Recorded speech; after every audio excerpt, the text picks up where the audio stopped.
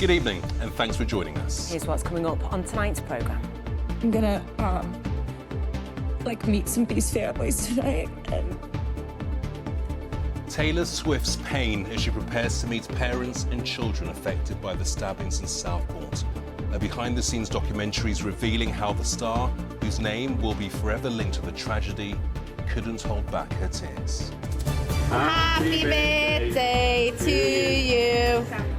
A £20,000 reward for information about who killed beloved Grandma Rose. Hoping to speak his first word in 16 years, the campaign to help Jack to finally find his voice.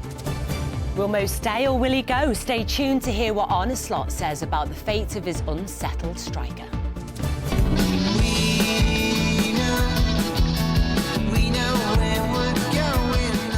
Back on the road with more great music, we talk to Manchester's superstars, the Charlatans.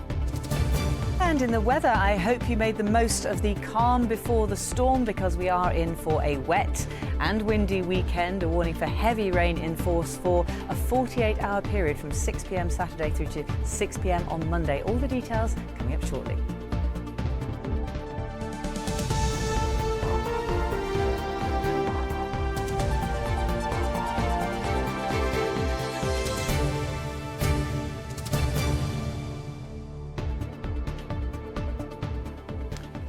Well, first tonight, it was an attack that not only devastated Southport, but shocked the world when 3 little girls were killed in a knife attack at a Taylor Swift-themed dance class. Well, now, new emotional footage of Taylor Swift herself shows her crying and being comforted by her mum after privately meeting the victims' families last summer in the weeks after their murders. The pop superstar, whose name will be forever linked to what happened, broke down as she spoke about the attack in a series documenting her Eras tour, which launched today. Emma Sweeney has more.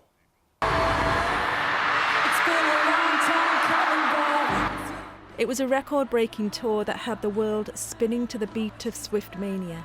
But when the sellout Eras show came to London last year, the global phenomenon was hit by a tragedy out of the singer's hands. there was this horrible attack in Liverpool at a Taylor Swift themed dance party. And it was little kids that... The youngsters, aged 6 to 11, were dancing to Taylor Swift songs when an attacker armed with a knife launched a frenzied assault. It was an assault that stole the lives of Alice de Silva Aguirre, B.B. King and Elsie Stancombe. Several others were injured. In a new 6-part doco-series on Disney+, cameras capture the moment before Taylor Swift is due to meet some of the families affected by the attack. Gonna be fine, because when I meet them, I'm not gonna do this, I swear to God. I'm not gonna do this. I'm gonna be smiling. So any of this gets out of the way before you ever go on stage. You lock it off, 3.5 hours. They don't have to worry about you. And that's exactly what the global icon did. As she walked out onto the stage in Wembley, it was all smiles. But backstage, and after meeting the affected families, she found it hard to contain her grief. She wept for those left injured and those who died when they should have been dancing to their favourite songs. It is clear from this series just how much Taylor Swift's fans mean to her. You look out into the crowd and this isn't just like a blob of lights. These are millions of stories and all these counter narratives all colliding in one place where we feel safe to be demonstrative about a whole spectrum of emotion. And a reminder that Taylor Swift's The End of an Era is on Disney+. Well, next tonight, who killed Rose Johnson? That's a message from detectives as a £20,000 reward is offered to catch those responsible.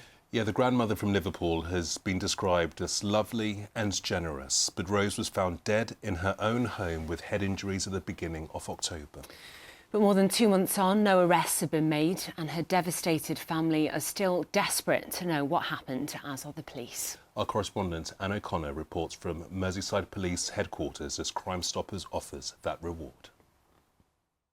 Yeah, Rose was 68 and an adult education tutor who'd worked voluntarily with people with special educational needs. She was described as kind and gentle, loved most, of course, by her relatives, who've released footage of a family celebration they hope will persuade someone who has vital information about her killer to come forward.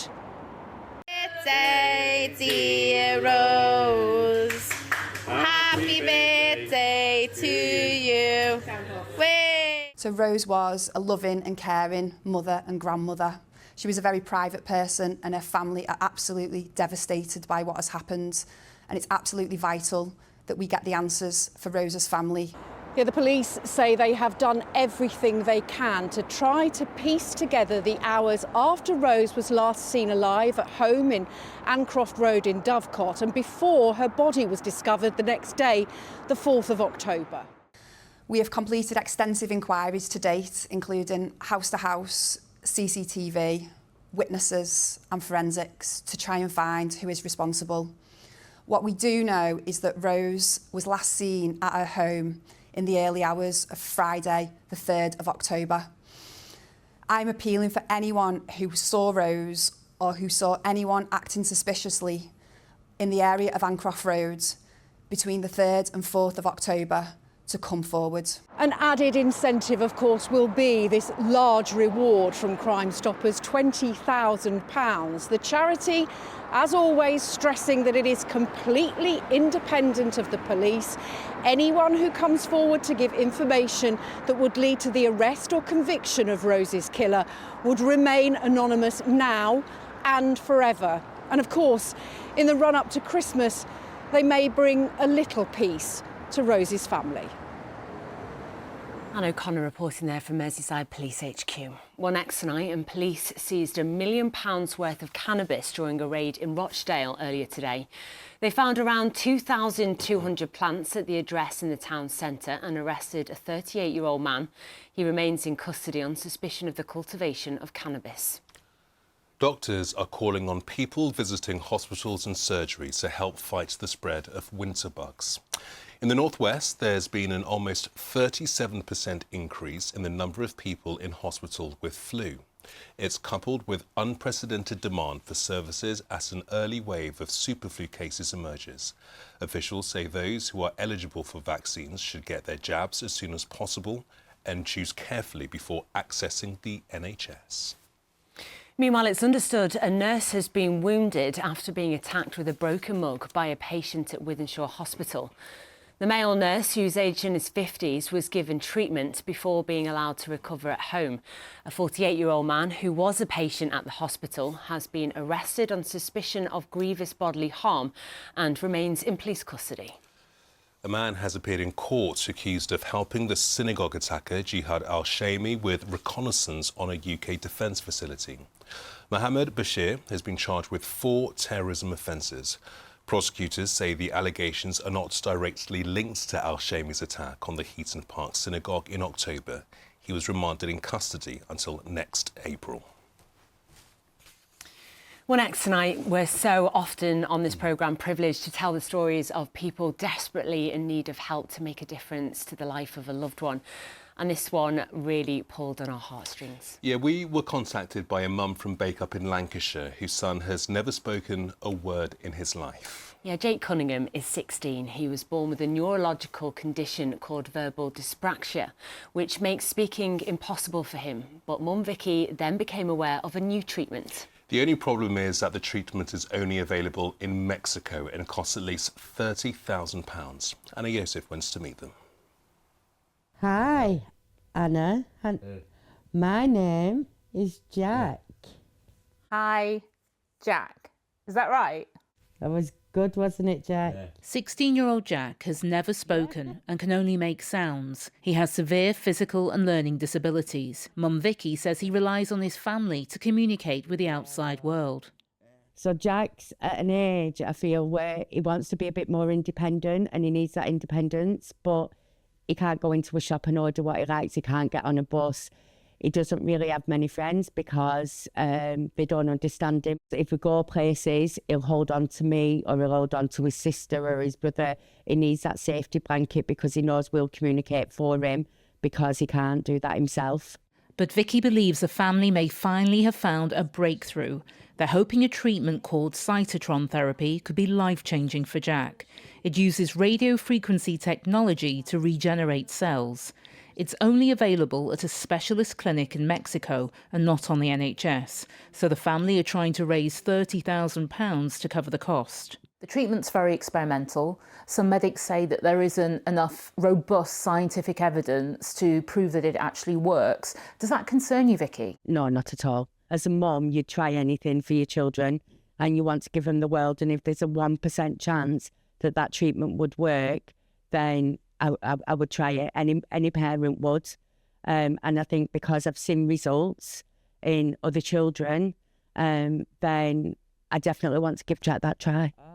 Every child deserves a chance in this world, and I want Jack to have his, and I believe his chance is by visiting Mexico and having this treatment, just to be able to hear him say, "Mummy," or just, he's so loving. Jack is super, super loving, and just say, "I love you," and things like that. It would be amazing.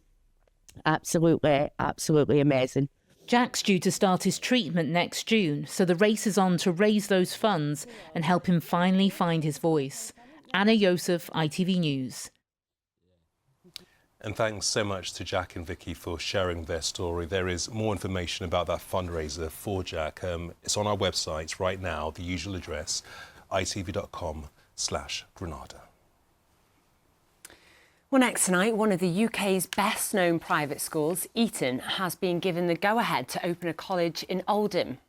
The college will be built in Oldham Town Centre on the site of the Tommyfield Market car park. It's part of a link-up with a local academy trust to support young people from deprived communities. And the Higher Education Academy, founded by members of Manchester United's class of '92, is set to stage classes at Old Trafford. The agreements with the club will see several suites within the Sir Bobby Charlton stand transformed into teaching spaces, with the aim of creating an educational hub for hundreds of students. We've obviously got Old Trafford Cricket Ground already as a campus. We have the old Kellogg's building as our campus as well, which is an amazing space. This to me feels like a sort of, not necessarily a step up, but it's a move again for us to be able to embed ourselves in Old Trafford. And when you look at that sort of view that they're out onto that pitch, which obviously I've been here a number of times in the last 45 years of my life, been coming since I was 5 years of age. The idea that if I didn't go to university, but if I could have come to university anywhere, it would have been sat in here sort of overlooking that pitch.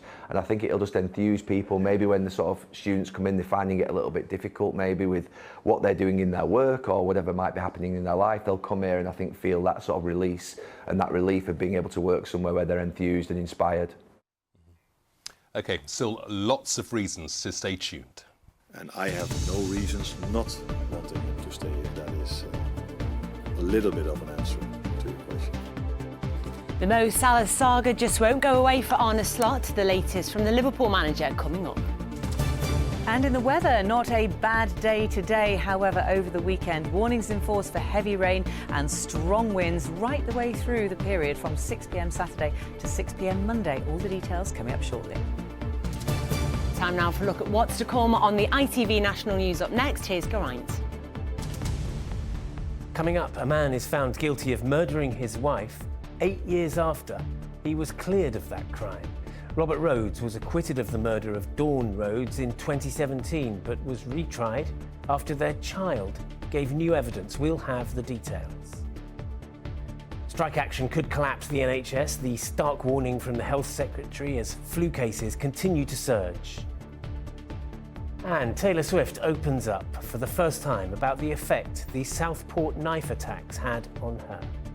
Join me for those stories and more at 6:30.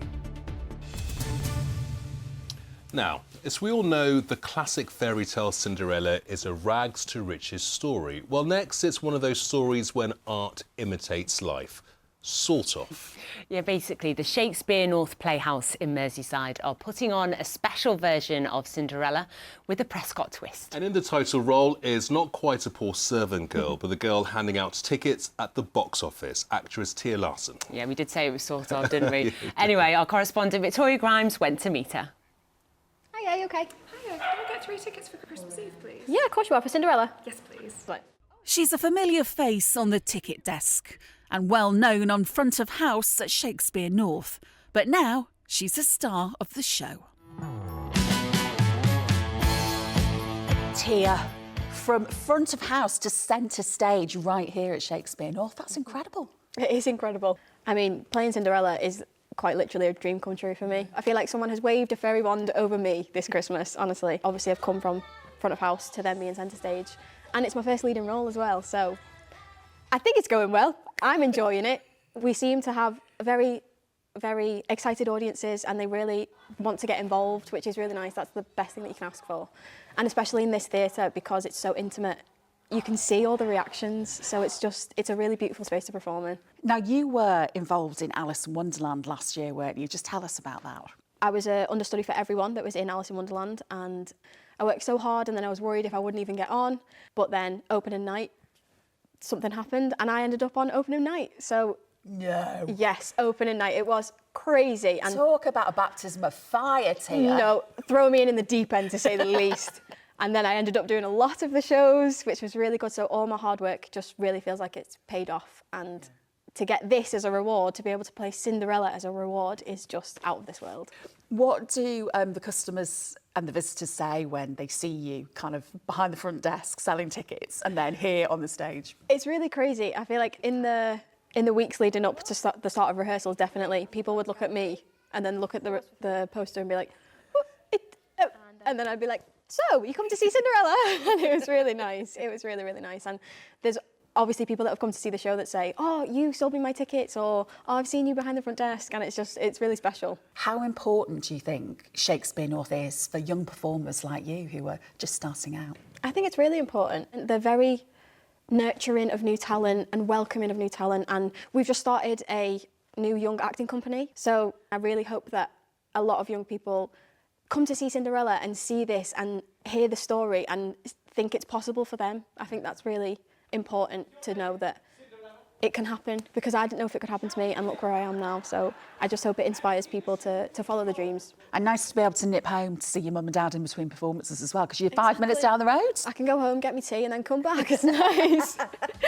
Thank you so much for chatting to us, and good luck for the rest of the run. Thank you so much. Thank you. Not really, just, no, you know, pretend. I don't want to do that. Yeah, please not really, Tia. Yeah, box office to box office star. Well done, Tia.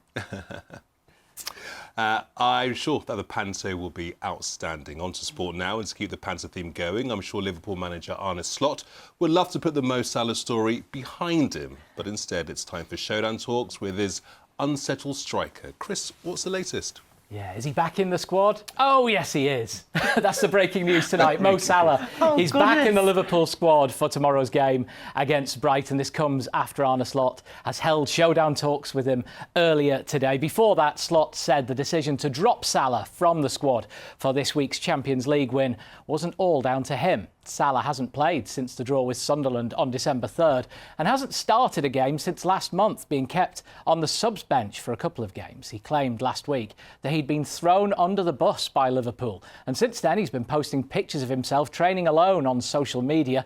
That dominated the manager's press conference today, with Slot saying Liverpool's sporting director Richard Hughes and chief exec Michael Edwards were part of the decision not to take Salah to Milan. I think we've decided as a club, and I was part of that decision, not to take him towards the Inter Milan game. And I'm always in contact with them, but when it comes to the decision making of the lineup or the squad, they always leave that open to me. And I have no reasons not wanting him to stay, if that is a little bit of an answer. Is part of the issue asking him to do more defensively? Now you can try it in multiple ways, but I think I just said that the next time I speak about him should be with him. After the Sunderland game, I think there have been a lot of conversations between his representatives and ours, our representatives and him, between him and me. I will have a conversation with Mo this morning, and the outcome of that conversation determines how it will look tomorrow. And the outcome is that he is back in that squad. Meanwhile, Liverpool's women had frustrations of their own last night. It took just 27 seconds for them to go a goal behind at Aston Villa. They went on to lose 3-0, and Gareth Taylor's side is still without a Super League win this season. Liverpool boxer Nick Ball will make the 4th defence of his world title in his home city. The WBA featherweight champion will face America's mandatory challenger and former 2-weight world champion Brandon Figueroa at the M&S Bank Arena in February. Well, speaking of world title defences, Luke Littler's got off to a strong start. Warrington's newly crowned world #1 has begun the defence of his world championship crown by beating Darius Labanauskas of Lithuania by 3-0. Also through to round 2 is former world champion Michael Smith from St Helens. He beat the women's world match play champion Bolton's Lisa Ashton 3-0. In cricket, James Anderson is the new full-time captain of Lancashire's county championship team. He was made interim captain over the summer as he took his tally of first-class wickets to 1,143. Now he takes on the permanent captaincy after signing a new one-year contract.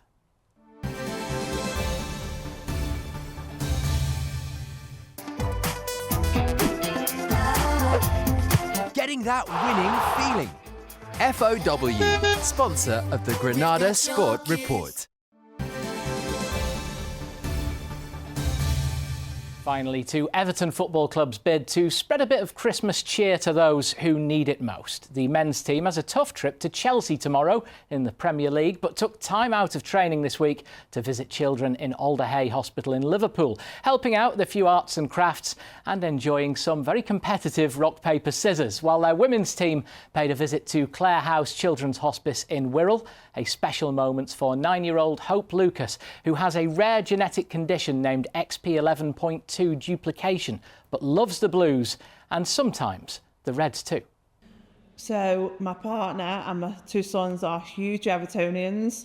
Hope's borderline both, but chose Everton today. So yeah, we are big Evertonians in our house. It's just really nice to get down here today and see the amazing work that Clare House do to meet the children, to meet the families and the people that work here. They're really inspirational. So yeah, for us, I think it was a real honour to be able to come down today. So obviously it was great to be able to give some gifts to the kids and play with them. And then we had a few arts and crafts, and I'll be taking some home with me to hang on my fridge, which I'm excited about. Yeah, well done to Everton. Great to see all our football clubs getting behind great causes at this time of year. Lovely pictures there. Just before you go, Chris, let's talk about Mo Salah, because this saga's gone on long enough, hasn't it? Will he, won't he? What is going on? Absolutely. I mean, he's in the squad for tomorrow. The question is, will he play? He's been on the bench a few times recently, but didn't get a game. That's why he got so frustrated after that Leeds game last week and said the team had thrown him under the bus. Will he play? And then if he doesn't play, he goes off to the African Cup of Nations as well. So it could be as late as January 18th before they see him again if he doesn't get a game tomorrow. Let's see what happens. Chris, thank you.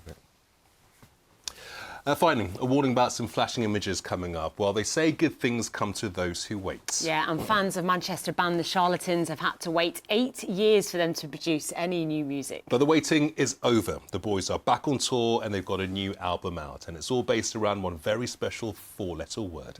Tim Scott reports. This is the place. These are the days. We are loved. It's been 8 long years since their last record, but now the Charlatans are back with We Are Love, a new album and single of the same name. These are the days. We are loved. Your new album, We Are Love. Yeah. Tell us about the title. Where's the title come from? LOVE is, it's a very small word, but I still don't think that enough has been written about it. You know, Yeah. I still think there's so much more to go, even though everybody's always written about it. So It's been, what, 8 years since your last album now? I think 8? yeah, 8, more or Yeah. less. Why is it taking so long? After about a couple of years of touring, we started thinking about doing another record, and then COVID did happen, and then other things started happening, and we got a bit distracted. More children coming along. Yeah. Other things happening, and it just ended up taking a bit longer than we planned. You know, for better or for worse, as a Manchester band, but you still feel that affinity with the place. Well, you're from Manchester. I am from Manchester. Tim's from Salford. we claimed Northwich as our Yes. sort of like spiritual home, which is, I guess, like 20 miles south. Yeah.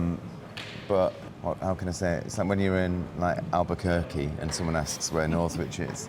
Yes, It's absolutely. it's just easy to say Manchester. Do any of the old gang sort of turn up for these Manchester gigs? Do you get knocks on the door? or phone They're all calls? on the guest list tonight. Really? It's a nightmare playing here. Yeah. Is it? Everybody wants a bit of guest list. Yeah. We should have played a bigger venue.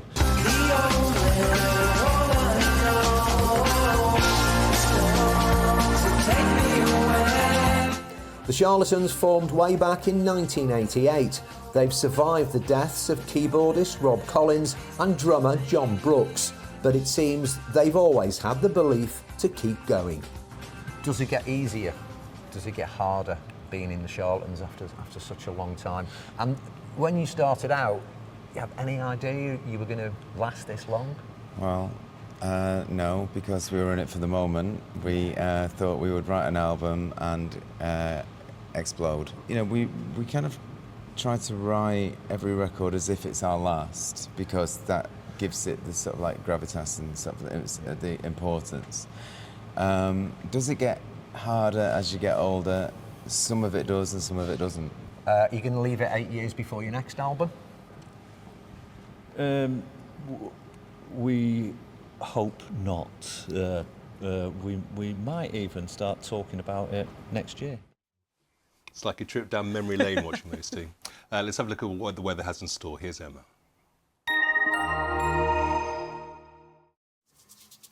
Mum, wet wipes, toilet or bin? Bin. Why? United Utilities sponsors ITV Granada weather.